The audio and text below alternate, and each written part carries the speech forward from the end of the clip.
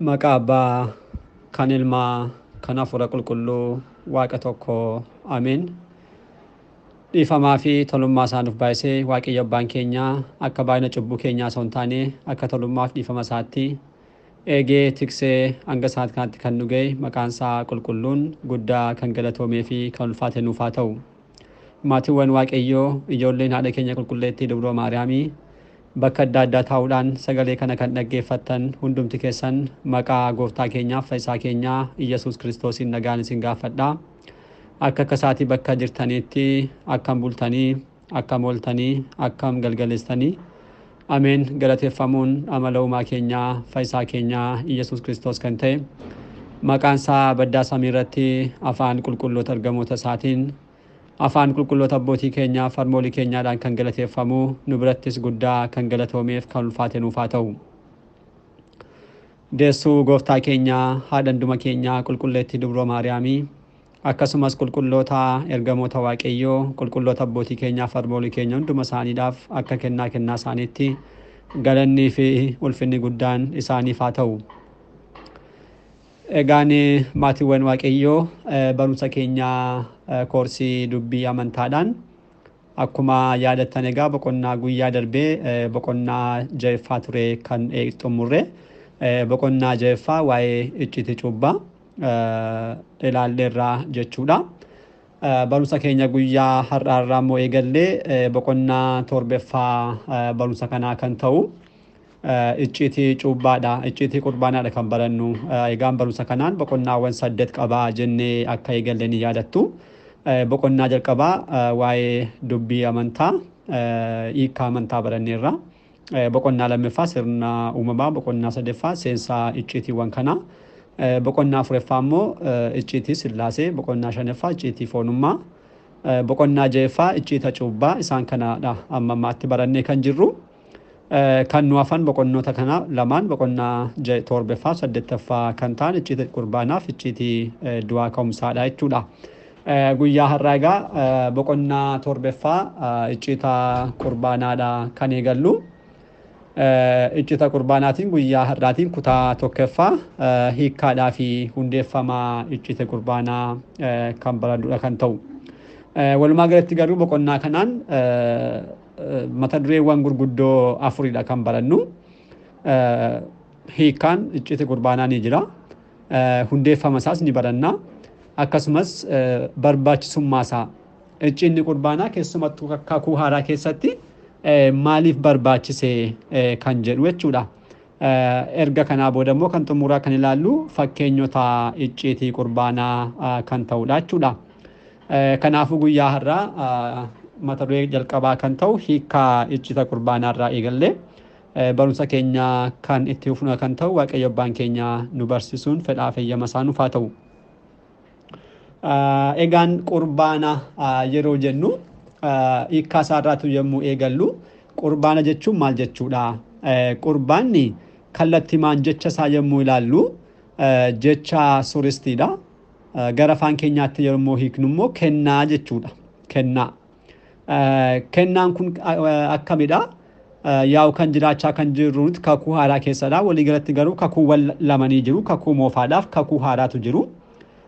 Kennaan kun kakuuwwan kan lamaan keessatti yommuu hiikamu hiikkaa adda addaa qabaata. Kan jalqabaa kakuu moofaa keessatti yommuu hiikamu kennaa Waaqayyoof kennamu, Waaqayyoodhaaf kan dhiyaatu, gara Waaqayyootti kan dhiyaatu jechuudha. Kakuu haaraatti yommuu ilaallu immoo kennaa maalidha? Kennaa fudhatanii fi kennaa fudhachiisan jechuudha. Kennaa ofii isaanii kan fudhatan deebisan immoo akkasuma kan fudhachiisan eenyudha isaan? Luboota. Kakuu moofaa keessatti Waaqayyoodhaaf kan dhiyaatu yommuu jennu hundeeffama isaatti gara fuudhaatti kan argannu. Kakuu moofaa keessatti kennaan kun qurbaanni namoonni karaa luboota Waaqayyoo kallattimaan Waaqayyoodhaaf kennaa isaan dhiyeessaa turanidha. Aarsaa isaan Waaqayyoodhaaf dhiyeessan jechuudha. Kanaafidha Waaqayyoodhaaf kan dhiyaatu jedhamee kan hiikamu. Nuti garuu jiraachaa kan jiru kakuu haaraa keessa waan ta'eedhaaf akkasumas qurbaanni inni sirriin kan jiru kakuu haaraa waan ta'eedhaaf kakuu haaraa keessatti kan fudhataniidhaa fi kan fudhachiisanii jechuudhaan hiikama. Kun immoo maal jechuudha? Kan fudhatan yommuu jennu jalqaba kaasuudhaaf akkuma yaallee luboonni mana kiristaanaa guyyoota hundumaa sirna qulqulleessaa irratti jechuudha. Sirni qulqulleessaa yommuu xumuramu foonii fi dhiiga gooftaa keenyaaf fayyisaa keenya Iyyasuus Kiristoos kan isaan fudhatan kan ibsudha.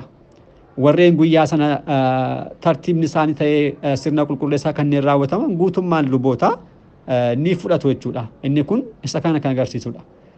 Ittaan immoo kan jiru kan fudhachiisan kan jedhamu immoo luboonni kun ofii isaanii erga fudhatanii booda achumatti hin dhiisanii deebisanii maal taasisu namoota kiristaanota warreen biroodhaaf immoo warreen guyyaa sana fooniif dhiiga gooftaa keenyaa fudhachuudhaaf dhufaniif maal taasisu ni kennu jechuudha. Kanaaf inni kun luboonni kan fudhachiisan yookiin immoo kan kennan isaaniidhaaf jechuudhaan haala kanaatiin qurbaanni kaasaa haala kanaatiin ilaallachuudha. Aarsaan fudhatamuuf kuni aarsaan kennamu kuni kakuu moofaa keessatti wantoota adda addaadha. Kakuu haaraatti garuu fooniif dhiiga gooftaa keenyaaf fayyisaa keenya Iyyasuus Kiristoosidha. Kanaaf qurbaana yommuu jennu kakuu haaraa keessatti maalidha? Foonii fi dhiiga gooftaa keenyaaf fayyisaa keenya Iyyasuus Kiristoosidha.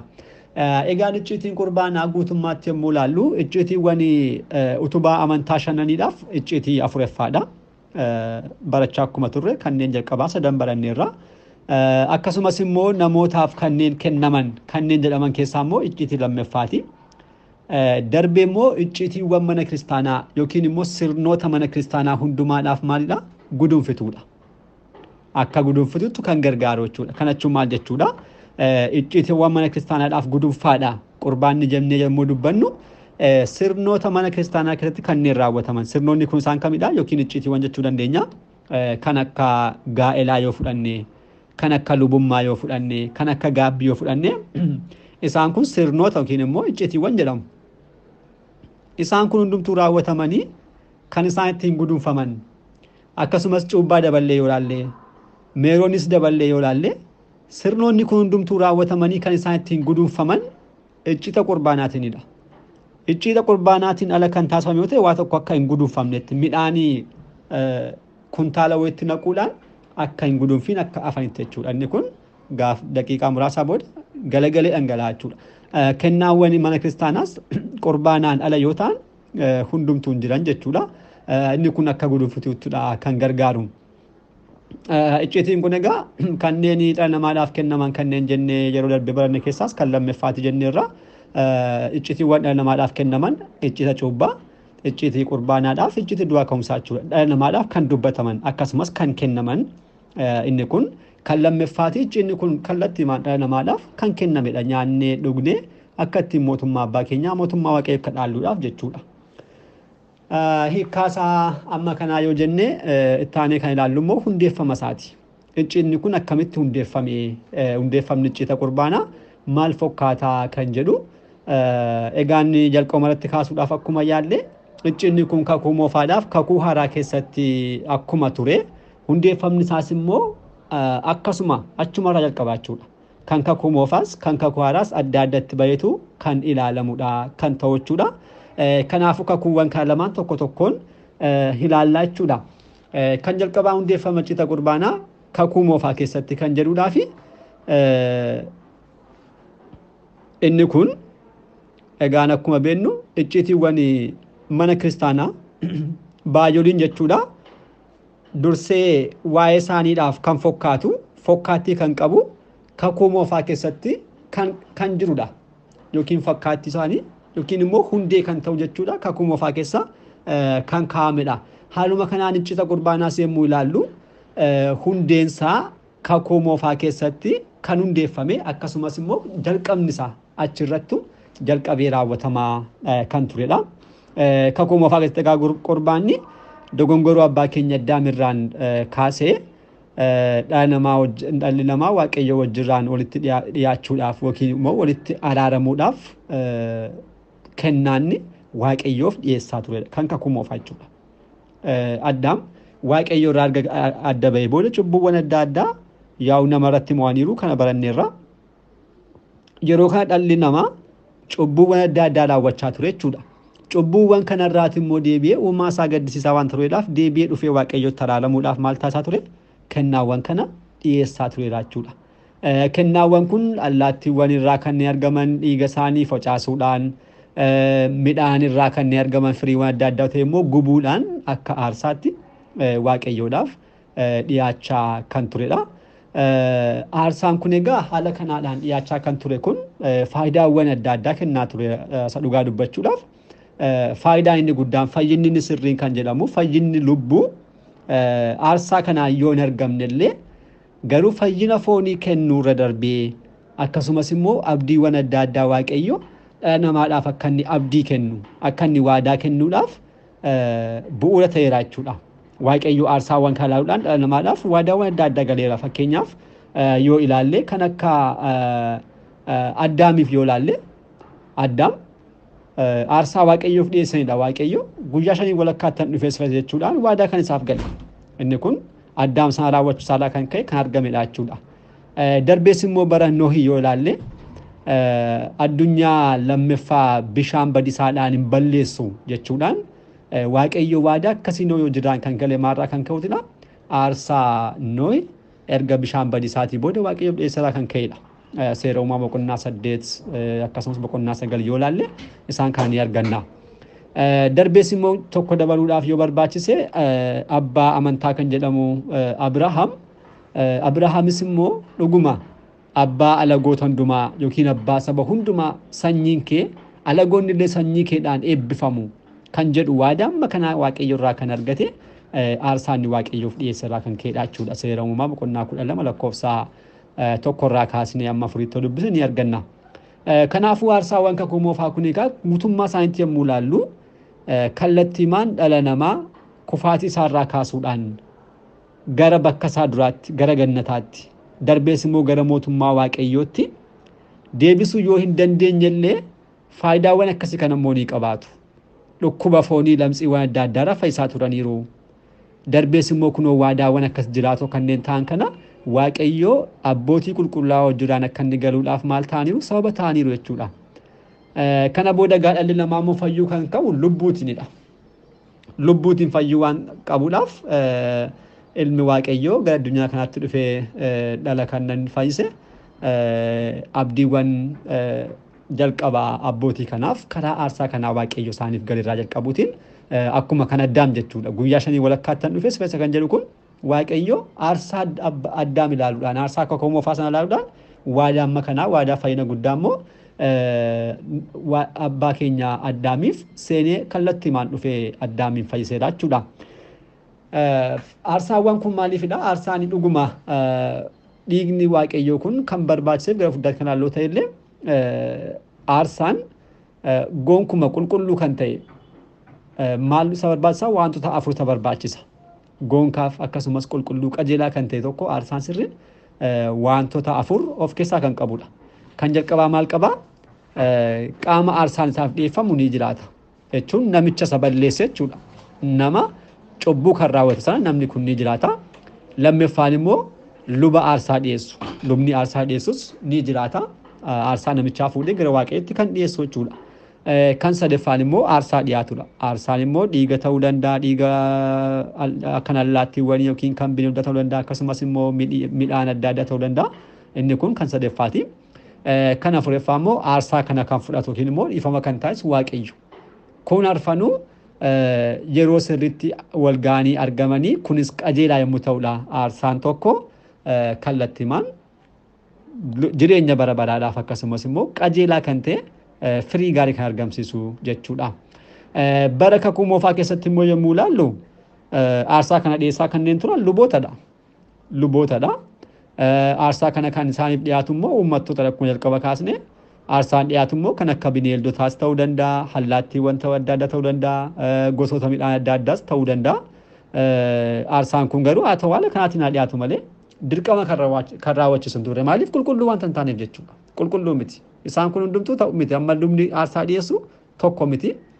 Aarsaan dhiyaatu kun hangafni luboota jalqaba isaa ofuma isaatu dadhabaadha. Cubbuunis raawwachuu kan danda'udha. Du'uus immoo kan danda'u namni kuni. Aarsaan uummataaf akkuma dhiyeessu kun darbee mataa isaadhaaf illee aarsaa dhiyeessaa tureera. Kun luboota hundumaafidha. Bara adda addaatti jechaa kanneen turan kakuu moofaa keessa aarsaa namaaf dhiyeessuudhaan dura mataa isaaniidhaaf aarsaa dhiyeessu. Maaliif kun kallattii maan ofisaanis cubbamoota ta'uu isaanii agarsiisuudhaaf jechuudha. Kanaafuu aarsaan faayidaan aarsaa kakuu moofaa kun dhukkubbii foonii fayyisuu darbee dabalatee dhiifama cubbuu argamuun araara yeroo gabaabduu waaqayyoof dhala namaa gidduutti buusuu qofaaf yoo ta'e malee dhala namaadhaaf fayyina bara baraa kan ta'e gara mootummaa waaqayyootti akkasumas gara mucummaa waaqayyootti nama deebisuu hin dandeenye jechuudha. Kanaaf aarsaan kakuu moofaa faayidaan isaa walumaa galatti maalidha? Kan jalqabaa waadaawwan akkasii kun akkatti nuuf dhufan waadaawwan fayyinaa akkasumas immoo waadaawwan gaggaarii karaa qulqulloota abboota keenyaa waaqayyo akka isaaniif galuudhaaf bu'uura ta'aniiru. Kan lammaffaa immoo dhukkuba foonii adda addaa maal taasisaa turaniiru akka isaan hafaniidhaaf dhukkubni adda addaadha lamxi irraa kun akka ittiin argamu ta'aa tureera.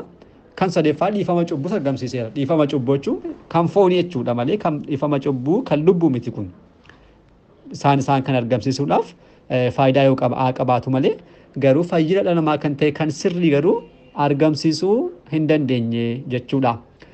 Kanaafidha aarsaan kakuu haaraa kan barbaachiseef kanaafuu kan lammaffaa kan ilaallu hundeeffama aarsaa isa dhugaa kan ta'e kan kakuu haaraadha jechuudha. Aarsaan kun immoo aarsaa kakuu haaraa yookiin immoo qulqulluu qurbaanaa kan jennu jechuudha.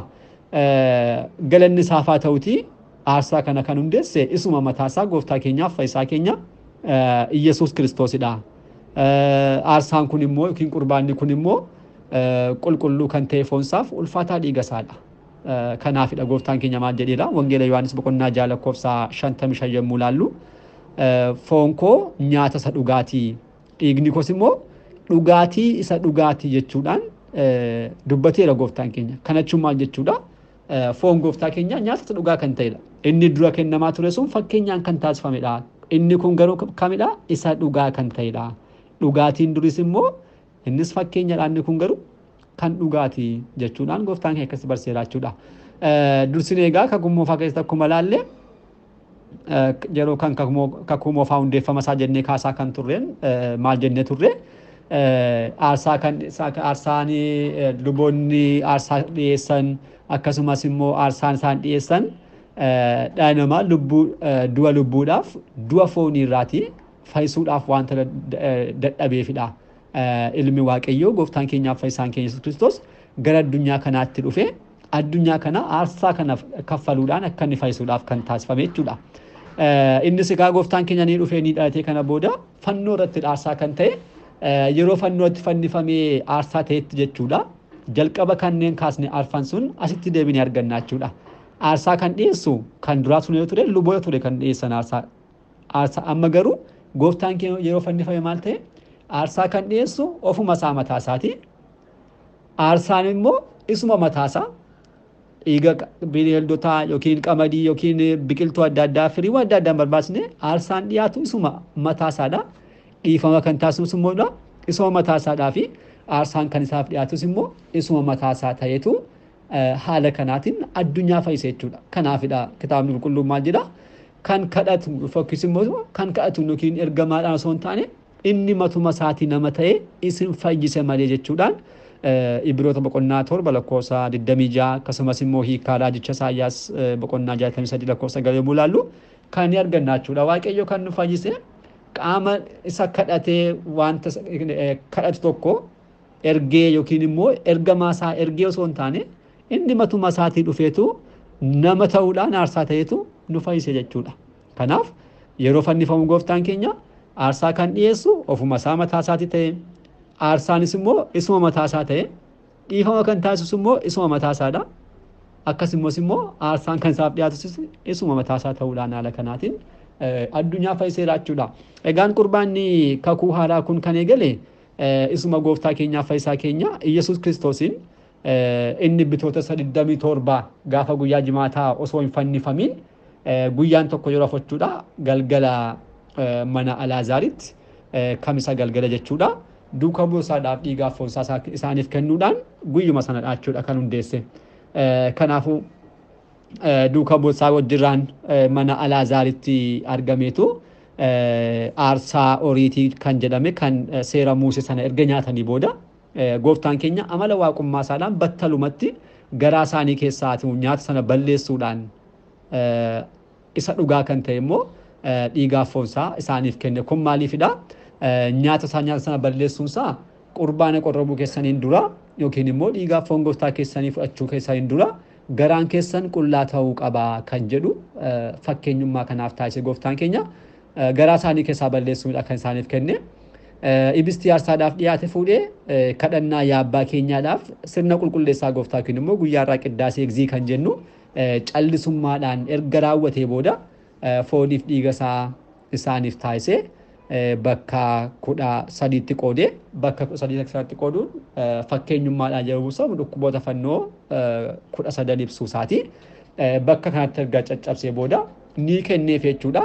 Kana boodas immoo xoofoo sin kaasee ni eebbisee cubbuu baay'oolii hundumaaf cubbuu namoota hundumaa hambisuudhaaf kan dhangala'u dhiigni koo kakuu haaraa kanadha jechuudhaan duuka boota 12 qorrobsiiseera jechuudha. Wangeela Maatiyoos boqonnaa 26 lakkoofsa 20 yommuu ilaallu kana kallattiimaan ni arganna. Gooftaan keenya osoo fooniif lubbuun isaa addan bahin osoo fannoo irratti hin fannifamiin halkan gaafa kamisa galgala jechuudha guyyaa sirna warreen Yihuudiidhaan guyyaa faasikaa isaanii guyyaa isaanitti nyaata kana nyaatan sirna horiitii aarsaa horiitii guyyaa isaanitti nyaatan jechuudha. Qulqulluu kan ta'e gara jireenya bara baraatti kan nama galchu dhiigaa foonsaa eebbisuudhaan inni nama lubbumaa waaqummaa isaadhaan jijjiiree ho'aa fudhaa nyaadhaa dhugaa kun foon kooti kun dhiiga koo baay'ina cubbuu namoota hundumaa hambisuudhaaf kan dhangala'u dhiigni koo kakuu haaraan isa kanadha jechuudhaan haala kanaatiin isaaniif kenneera jechuudha. Kanaaf gooftaan keenya haala kanaatiin kan hundeessedha jenna. Guyyaa har'aadhaaf asumatti dhugaa kan itti aanurraa jalqabne kun hin xumuramne ittuma fufna. Har'aaf garuu asumarratti nu haa ga'u kan nu barsiisee abbaa keenyaaf galannii fi ulfinni guddaan isaaf haa ta'u. Kutaa itti aanuun deebinee hanga dhufnutti nagaa waaqayyootiin turtii gaarii galanni waaqayyoof.